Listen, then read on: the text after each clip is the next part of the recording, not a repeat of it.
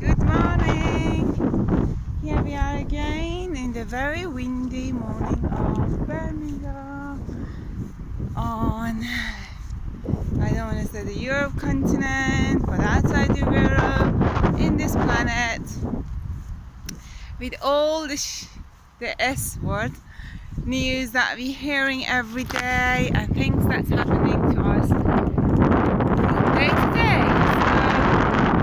So just as an update and continuing video of the videos, I mentioned being in self-isolating or quarantine or just all this happening right now.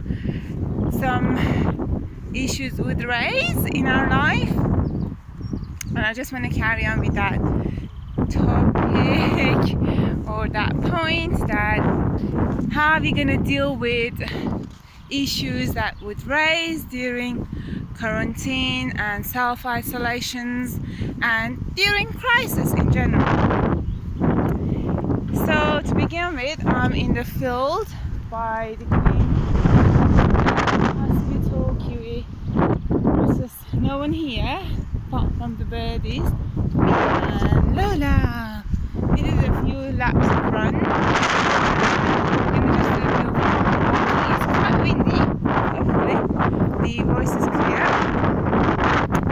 So how are we going to deal with issues, with crises, with losses, with personal issues, with job losses, with family losses, which I have experienced myself recently, with stresses and with all these things that are happening in our life, with stresses of other relatives that we have got, like not our own. Maybe we are okay in our life, but we see people who are struggling. How are we going to deal with that? So I was just running, and I realized that one of the things that I did recently, Lola, was a very quite novel for myself. Maybe I was just aware of it. It was bouncing back when I was feeling that I was being emotionally abused or destroyed by someone, and then I was just able to just say, hey, I'm not going to let you do that to me. Hey, stop there, you can't destroy me. And then I could just carry on with that conversation quite strongly.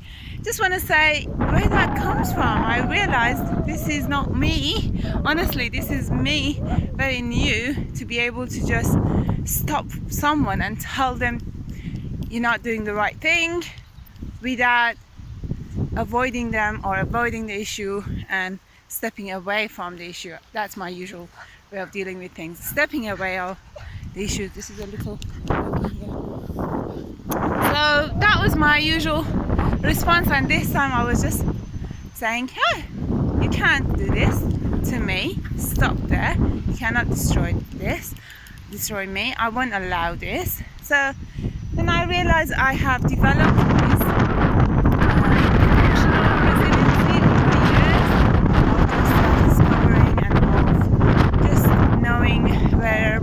self-esteem stays, where my self-confidence stays, and where I am, where are my strengths and weaknesses.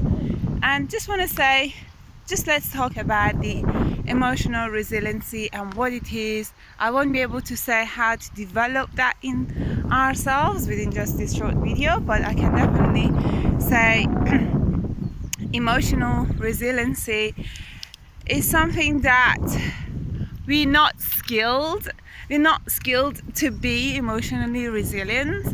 We probably have some kind of EQ, emotional intelligence. We probably have some kind of self-confidence or even self-esteem. But when it comes to resiliency, and that's emotionally, and that's become quite important, just maybe the most important thing that we need during crisis is the emotional resiliency, to be able to stay in the situation, not walk away from the situation, not block all the emotions, stay with the emotions, however, also not being drowned into the emotions, not to be stuck in the emotions, and be able to deal deal with them. I will definitely research more about this within myself and within the evidence that is available and within the programs that is available, and I will expand on this further. And I'm also going to do my own program on this. But at this point, I just want to say, how about we all assess where we are in our emotional resiliency, and how you're going to use that as a, I don't want to say as a weapon, but as a anchor, as a point that we can hang onto it and use it as a tool that we can use and deal with the situation. So I also want to show you these grass seeds. So yeah, how clear it is. I don't know. So this is the field being overgrown, and very nice, lovely pink grass seeds coming out of it. The bugs are still playing. So yes, let's just start with there. We could possibly start by seeing what's happening around us and in our life, and how that triggers emotions within us, and then how we are proactively dealing with them or reactively dealing with them, and so forth. So that was just a pinpointing of emotional resiliency and how we can equip ourselves to that during this very, very critical time. And also with that